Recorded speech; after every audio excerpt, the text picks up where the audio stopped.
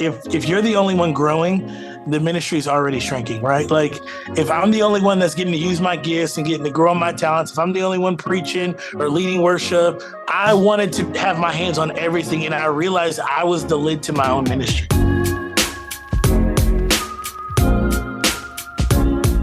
Hey everyone, welcome to Vitals for Youth Ministry podcast. So glad that you joined us today for this episode. My name is Aaron, Director of Lead Generation. I got Caleb Leak in the studio. Woo, yeah, Let's youth pastor at Alice Park Church for 5 years now. Let's go. So, heck yeah. And excited about our guest today, Caleb. We got Reggie Hill with us, who is a young adults pastor, Kenosha, Wisconsin at Journey Church. Also does quite a bit of traveling and a youth ministry pro in his own right? Lots of youth ministry experience. So Reggie, glad you've joined us.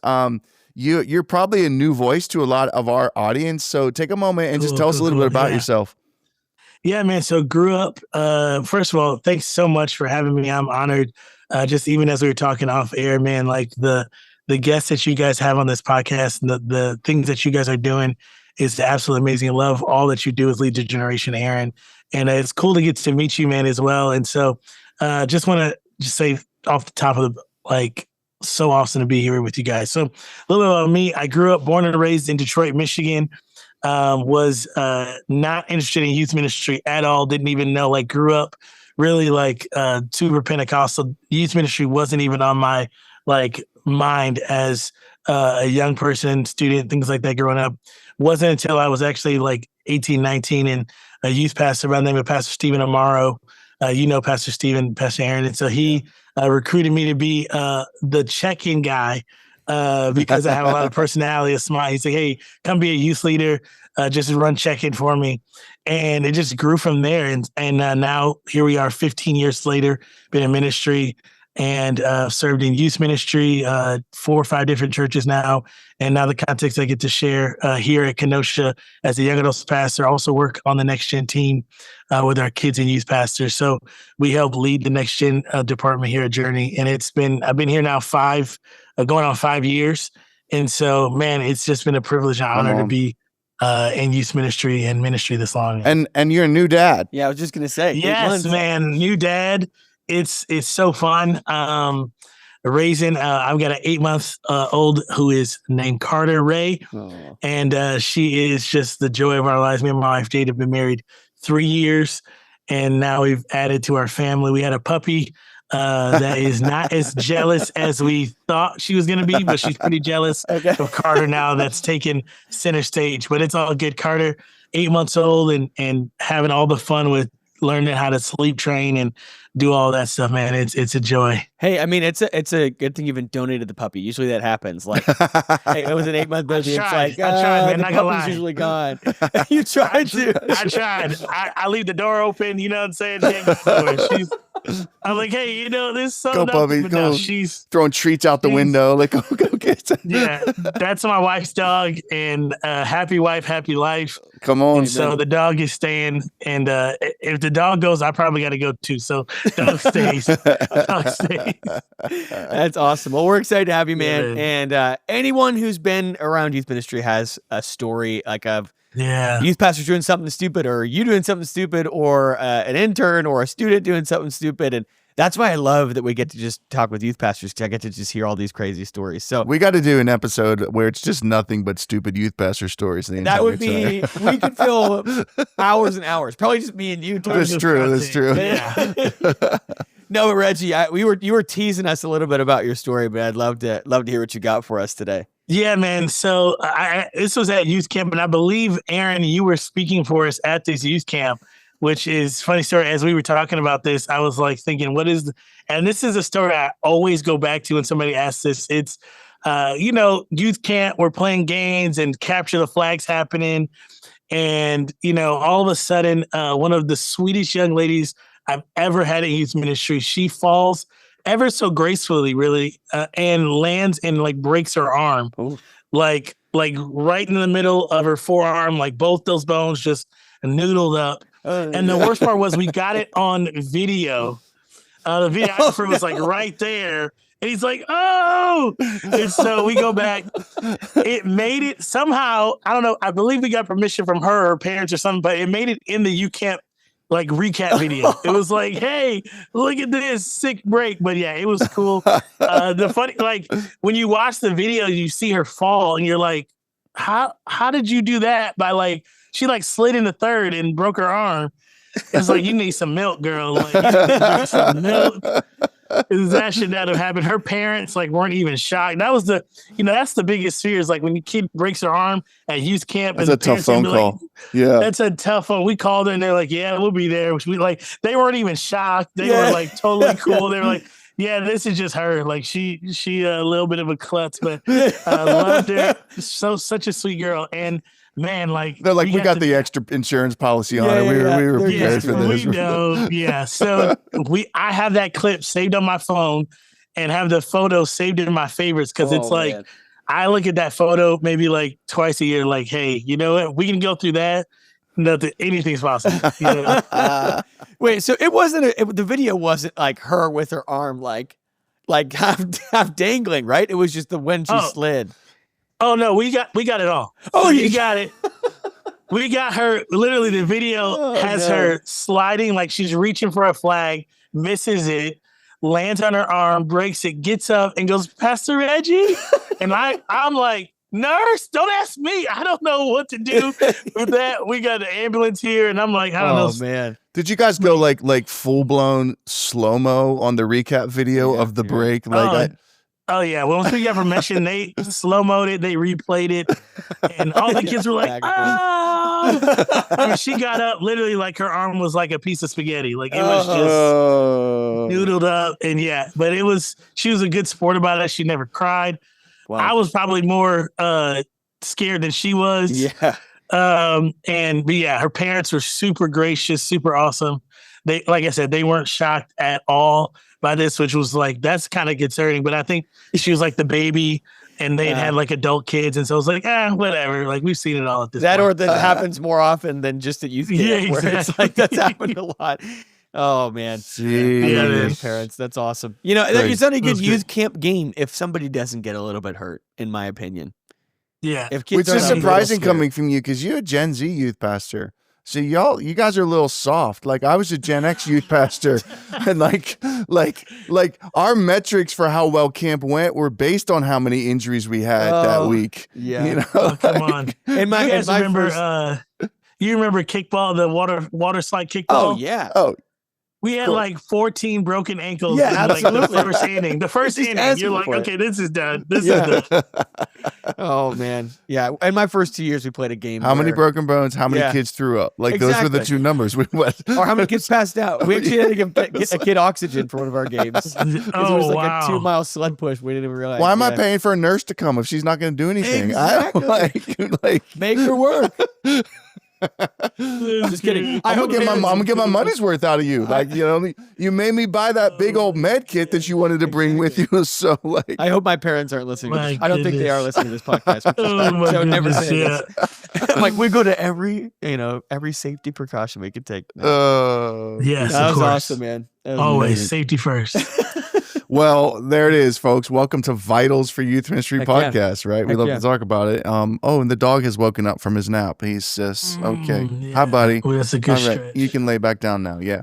So, Reggie, we call this podcast Vitals for Youth Ministry based off of 5 vitals needed to produce healthy disciples and healthy youth ministry found in Acts chapter 2. So you got biblical truth, spiritual transformation, healthy community, missional living, and leadership development. If you're new to the Lead the Gen fam or to the podcast, roll on over to our website, leadthegeneration.com.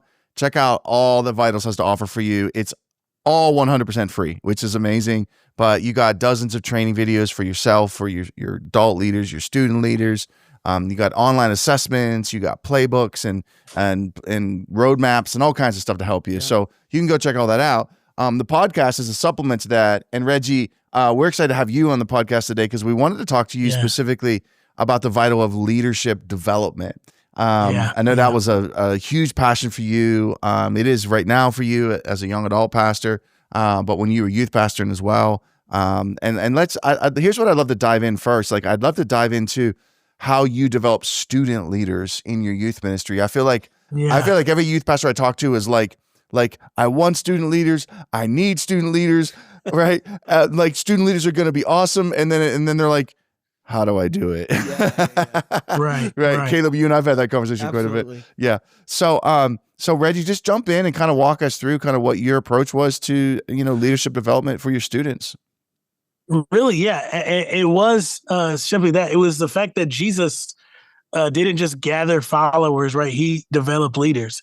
In fact, the more you look at scripture, he would oftentimes retreat away from the large crowds. He would pull away, or he would say something crazy so that the crowd would leave and he could focus on whether it was the disciples or just the few followers that he had devoted. Like, it really is ministry based. And I truly believe like youth ministry, healthy youth ministry isn't built necessarily on the backs of students, but it's built into students, right? And I'm the person who believes like if you're the only one growing, the ministry is already shrinking, right? Like if I'm the only one that's getting to use my gifts and getting to grow my talents, if I'm the only one preaching or leading worship or doing this, or I know how to, I was a youth pastor, like I wanted to know how to do everything. And so I was the best tech guy. I was the best sound engineer. I was the best communicator. I definitely wasn't the best worship leader, but like I wanted to have my hands on everything. And I realized I was the lid to my own ministry, right? Because and then the things that only I could do, I didn't have time to do. Right. And so student leadership became an opportunity for us to really develop students and work with students. It's not just about giving them a title or giving them tasks. It's really about like giving them a track to run on, giving them space to lead. And so we, in our student leadership, we would create ministry tracks to help students really find the lane that they want to lead in based on their passions or their skills or their availability or whatever the case may be. What are they interested in? And then we'd oftentimes rotate them. So we had tracks like worship and tech and setup and tear down and check-in and guest experience and social media and communication. And they would have, and then we partner them with either adult leaders or most of the time we partner them with interns that would kind of oversee that different area, that different track, and would coach them, not control them, but coach them so that the students are still owning it and the students are still leading it. And our youth pastor does that here, and he does an amazing job, much better than I ever did, but does an amazing job with that and just allowing students to grow in the gifts that God's giving them and to really like have a training ground so that when they are in quote unquote big church, they already have amazing skills to offer the kingdom of God because they've been on tech. And we found that a lot of times our students are the ones leading those, especially like in the tech areas, like are the ones leading it on Sunday morning as well, because it's something that they've grown into or grown up in. And so they're on the cutting edge of all of those things. And so we found that like when we give them ministry tracks and let them run on those tracks, man, they are so much more successful because we don't just want to invite students to serve. We want to invite them to lead, right? Yeah. I remember one of our students, she started on the check-in team and like grew in such amazing confidence and was able to do that she would train like our adult leaders on how to do check-in. So when we have new adult leaders come in, she was the one training them on how to run check-in and how to run planning center and how to do this and how we set things up. And it was like such a passion. It didn't just give her something to do. It was helping her lead in those situations. And so one of the key things we always say, one of the key phrases we have is we don't use tasks to develop people. We use tasks to develop people. We don't use people to get tasks done, right? We use tasks to develop people. We don't use people to get tasks done. I think a lot of times when we hear student leadership or we hear internships, we oftentimes will go like, man, how do I get all this stuff done? Okay, I'll get a student leadership team and we'll just have all these tasks that they can do and get it done. And they can stack chairs and they can set up the candy shop and they can set up all this. And it's not about all that. It's about developing their God-given talents and seeing like, hey, man, this person has a gift for communication. This person has a gift for hospitality. How can we use that? How can we develop that? How can we encourage them in that gift, that spiritual gift that they have, and develop that so the kingdom of God is better? Because I can't do it all. Yeah. So absolutely. Good. Yeah. I mean, I think this is hitting on a great thing for all youth pastors of we can become the lid if we try to be the superhero, if we try to be the one that's best at it all.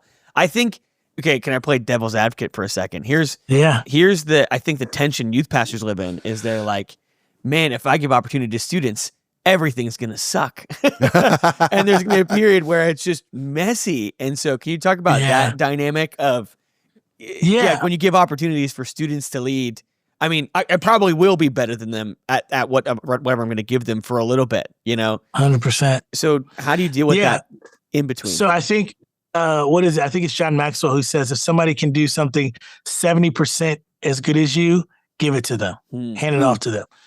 And so, because eventually their 70% will become 120% of what you could do. Right. Yeah. But there is that time. And I think we can be overly conscious about our excellence culture when it's really just perfectionism and hiding, right? Like you want everything to be perfect, as if that's going to make the difference in whether someone gives their life to Christ or not. Yeah. Like at the end of the day, like we're going to do everything we can to be hospitable, to lead well, to have things perfected. But at the end of the day, God is going to do what God wants to do. And I'm not gonna let my perfectionism stop what God wants to grow and develop in that young person. Yeah. Now I'm gonna coach them. I'm gonna show them how I do it. And that's the thing, it's because it takes time, right? It takes more time to develop people. It takes more time to just go get this done, or hey, I'm just gonna do it myself. It's much easier to just do everything yourself. Yeah. It's much easier. It's much harder to do it through other people, to allow people to mess up and to give them coaching and to allow them really to like figure it out on their own. I think we want to control everything a lot of times as youth pastors and youth leaders. We want to control the environments that we're in. And instead of developing people to make mistakes, and I think about the mistakes we've all made. I think about the mistakes I've made. When I was interning, man, my youth pastor's wife would give me a sticky note every single sermon of words I shouldn't say from the stage, right? Like, I was like, I probably shouldn't even be allowed to speak anymore, but they allowed me space to grow and space to lead. And I think we have to do that for the next generation, even if it gets messy, even if it gets a little not as perfect as we want it to be, because at the end of the day, God's going to do what he wants to do. We just have to oftentimes get out of the way. Yeah. I think I really struggled with that when I was a youth pastor. Yeah. I do too. Yeah. I still struggle with that. Can I say that? Yeah. I do as well. It's an identity security thing too, because I don't know. I think I can allow what happens on a Wednesday night reflect back at like, well, this shows how good of a leader or how bad of a leader I am. And so, yeah, I think I tend to have a hard time releasing my grip on things, because living in that the sucky period of a student being messy or an intern being messy or a leader being messy, it's like, oh, I feel like I'm bearing that, even though that is I can say that out loud and it sounds goofy and it's false, but it's a real thing. I tends to be the battle for me when doing this. The Holy Spirit had to do a real like work in my heart, where and he did, and obviously I'm a part of that in the sense that I'm asking for that and allowing for that transformation to take place. But the Holy Spirit really had to get me to a place in my heart where I placed higher value and had more joy in seeing a student be on stage or seeing a student serving somewhere in a role, as opposed to me having higher value on the excellence or the perfectionism or the, how well they do the job or how well they lead the song, preach the sermon, do the transition, make the announcements, all of that kind of stuff, but early on in youth ministry, I did it all. Yeah. And I actually lost some youth leaders over it, because I remember some youth leaders, like they stopped serving, and then it kind of came back to me that what they were saying was, they said, yeah, it's pretty much our youth ministry right now is pretty much the Aaron Holt show. He does everything. He leads the worship, he does the preaching, he does it's just, and wow. And then it kind of hit me, and I think initially I was super defensive about it in a bad way, and it took probably years after that before I finally got to the point where I was like, this is not about me. This is about students, Yeah. What was that journey like for you, Reg? Because you said you struggled with it too. Yeah, I mean, and if I'm being honest, I still struggle with it, because I'm a person that when I walk in, and this, like being a guest in a lot of spaces, Aaron, when you walk into spaces, you're like, your senses kick on. You're like, okay, how's the lighting? How they set up the lobby?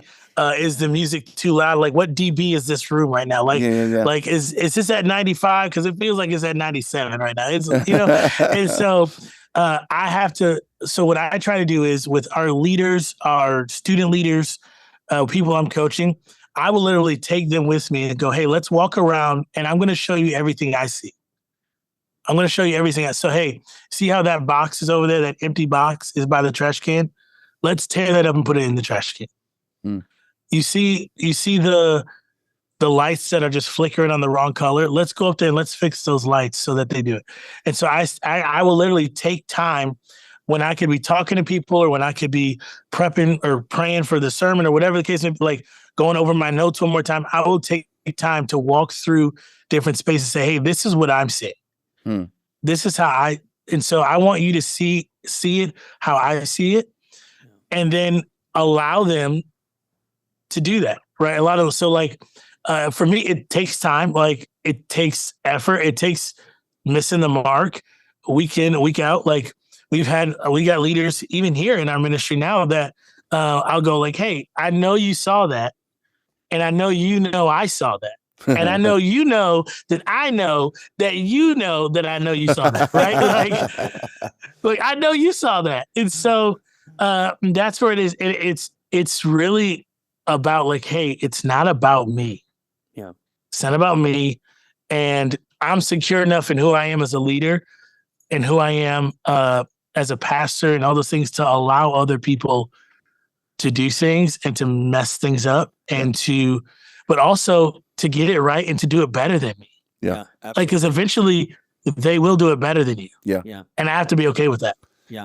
We talk about this, a lot on Vitals, not just the podcast, but on all the other resources. That Vitals and the concept of 5 Vitals from Book of Acts is a movement from the attractional model to a missional model.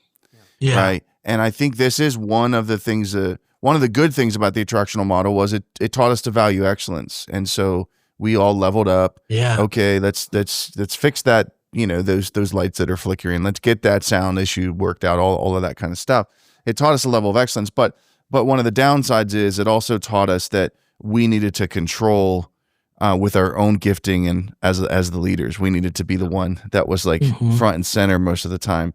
And I think one of the things we're seeing now is we're seeing this movement towards missional, which really, in a sense, is like, okay, let's put students back in student ministry again, right? Let's put the mic back into the hands of students again. They need to own, and that's part of the mission, that they need to own it. And I'm watching you do that here at our home church and our youth ministry here, Caleb. You've been working really hard to make that shift towards like, I got to get higher levels of ownership among my student leaders. What's that been like for you? Yeah, I mean, it's living with it's living in the mess of it. And what I really want to know from Reggie actually is like the developmental side. I think is the one that I'm always trying to tweak. How do we develop people? So not just like giving them tasks, but then like equipping them to actually handle those things. And your line you said that was so good. It's we don't. What was it? We don't give people tasks to just to. Yeah, we don't use tasks to develop people. We use tasks to develop people. We don't use people to get tasks done. Yeah, absolutely. So that developing side of it, what does that look like for you guys? And talk us through that. Yeah, I think it's about giving them real responsibility, not just tasks, right? So I don't give them, here's a list of things I want you to do. I give, we talk about this, we talk about outcomes over outputs, right? So like, hey, this is the outcome I'm looking for.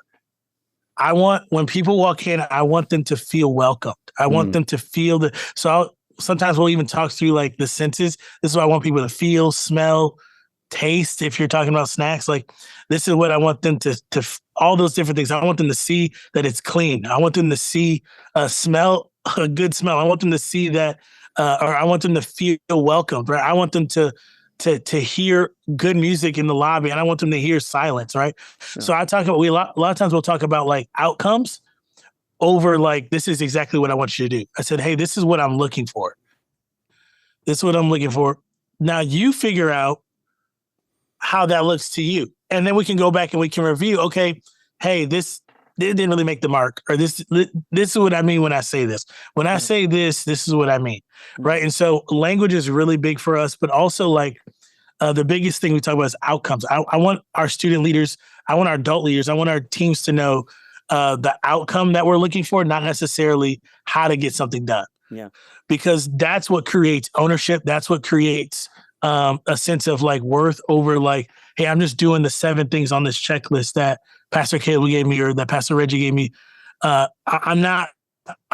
I'm actually owning this. Like I get to be a part of the vision of this and to like tweak it and here, there. And so that takes time. That takes a review, right? That talks about regular mentorship, regular feedback of like, hey, I know you think like we have people that like cleanliness is different levels to different people, right? Things look clean to you that are definitely not clean to me, right? And so that's the messiness of it. But it's like, hey, I had a pastor say this to me: you get what you inspect, not what you expect. Yeah.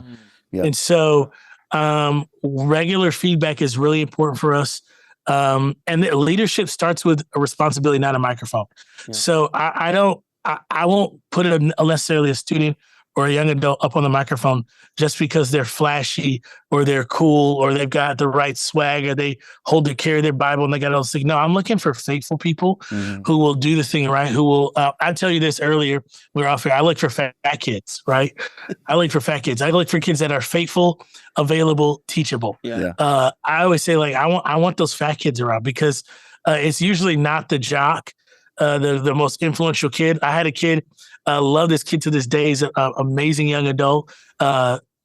And he was one of the best players on the football team, captain of the baseball team, was on the basketball team, was on the track team. So like he was at youth group like 4 weeks a year. Yeah.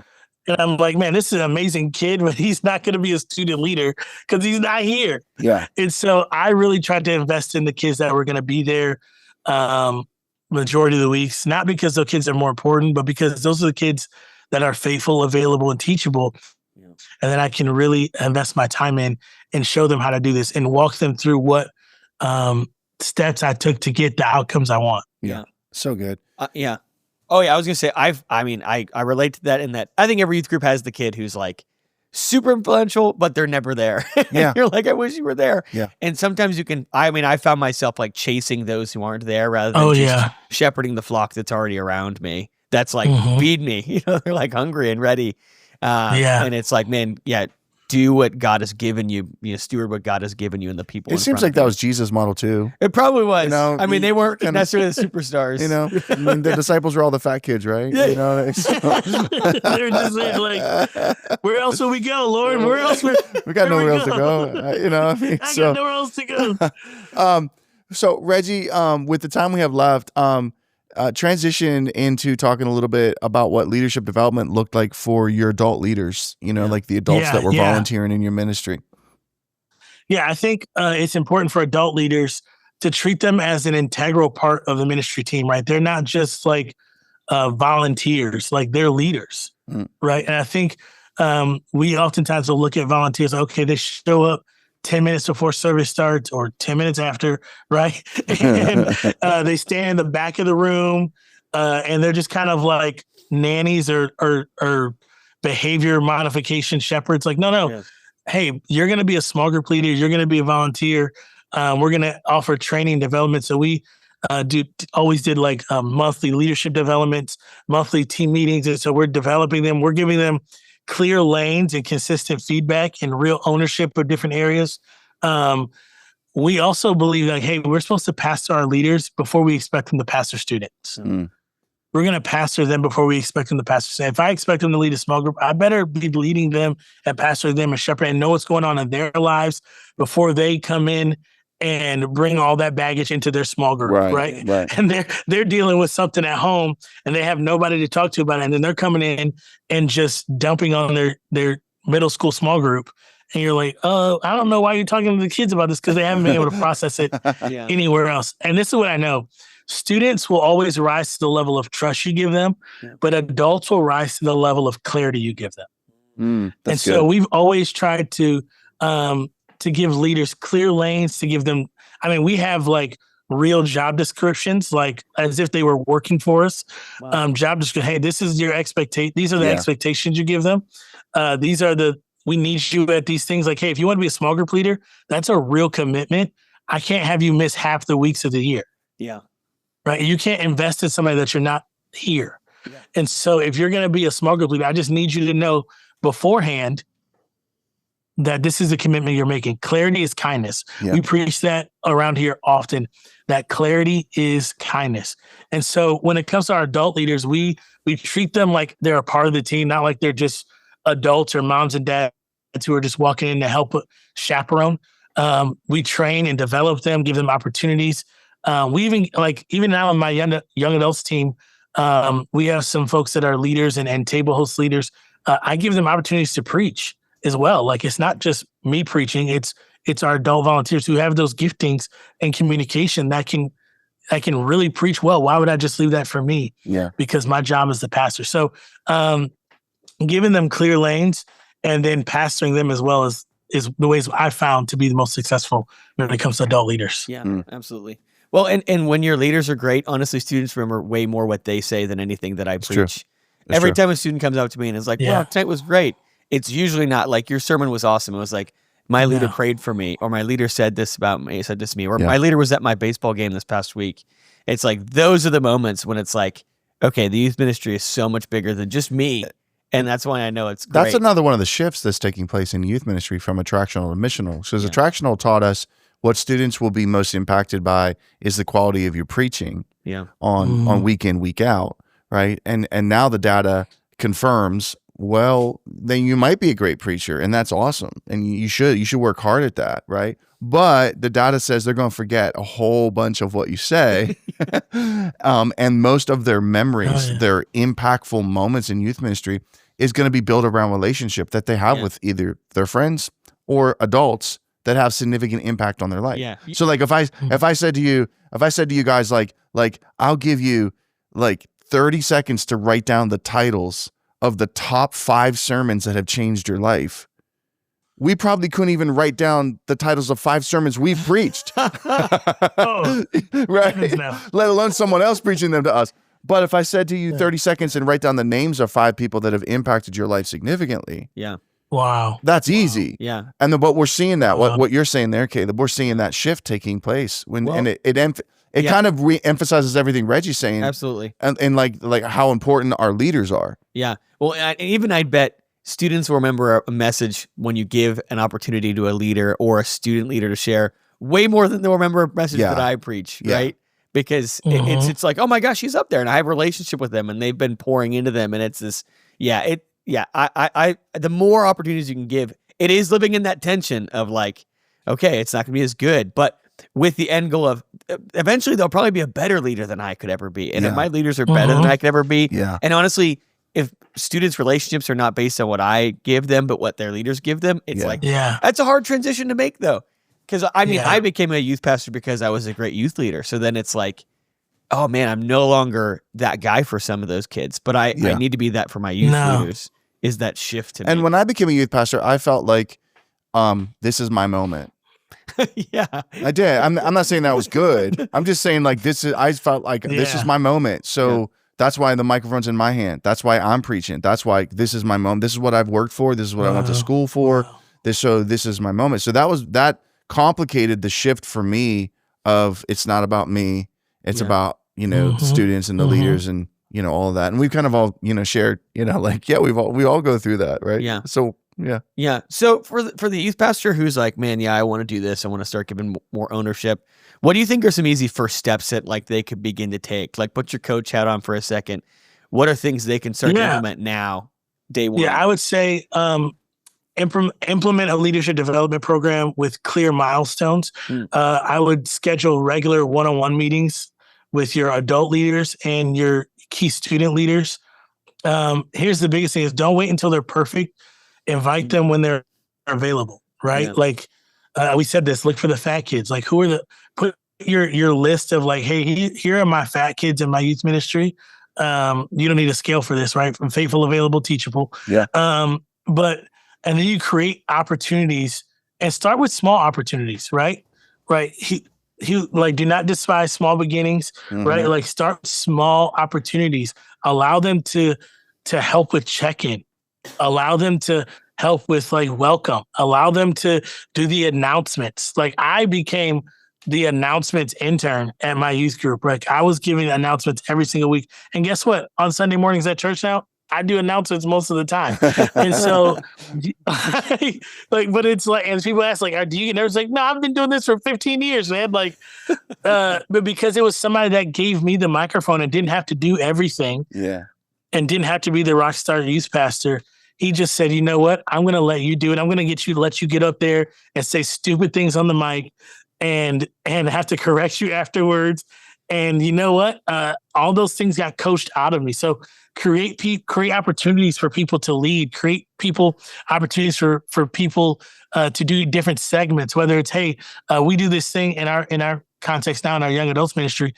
We call it the 180 moment, where we talk about, we just allow students to share their testimony for 180 seconds about how God, which 3 minutes, how God took their life from before Jesus, when I met Jesus, and after my life met Jesus. I don't lead any of that. One of our interns, one of our volunteers, he finds the people, he gets their stories, he goes over it with them, he reviews it with them, and then he practices it with them, and then they do it on. I don't even know who the person is a lot of the times until they're up on the stage, which is probably not a good idea. But but I have that much trust in that individual to do exactly what I know they're going to do and what I've asked them to do. And so we found a little bit, and this is what I tell youth pastors, and what I would like to tell anybody listening to this is, hey, don't just prepare a message, prepare messengers. Yeah. Right? Like we're called not to just write a sermon, but Jesus prepared his disciples with the message to go out with the message, to go out, and he prepared his messengers to preach the gospel. And I think we have to do the same thing, not about just preaching my sermon, but about actually preparing people to go with the gospel, to go out with the good news. I love it. Yeah. Yeah. Dude, this has been so great.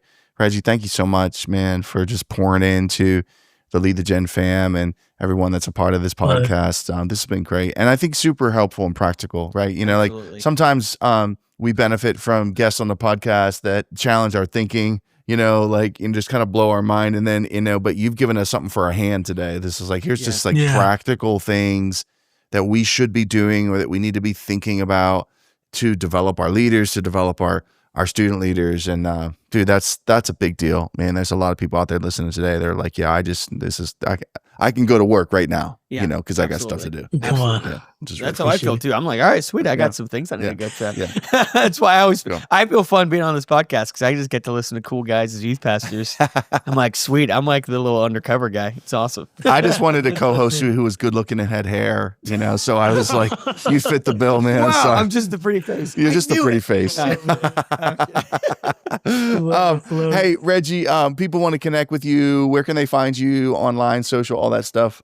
Yeah, on Instagram _ Reggie Hill, and then Facebook is just Reggie Hill, and I don't know, just ask Aaron, and maybe he'll give you my stuff. Hey, and let me also say, like, if you're a youth pastor and you're looking for a guest speaker for an event you're doing, Reggie travels a lot, incredible communicator, and so hit him up for sure. He'll do a great job. He'll bless your ministry for sure. Thanks for blessing us today, being part of this, Reggie. This has been really great. If you are a faithful fan of the Lead the Gen fam, and you're part of the podcast. Fat kid. You're a fat kid, right? You're faithful, available teacher, right? Thanks for being a part of the Vitals for Youth Ministry podcast. We would love it. It would honor us so much if you would give us a review, give us a like, share it, subscribe, all that stuff. Ding right? the bell. Yeah, whatever platform you're on, YouTube, Apple, Spotify, whatever. But thanks for being a part. It's been really great. Reggie, thank you again for joining us as our guest. Caleb, sure, man. the good-looking face of the podcast. Wow, let's go. That. It's been great. Hey, we'll see all of you on the next episode of Vitals for Youth Ministry podcast.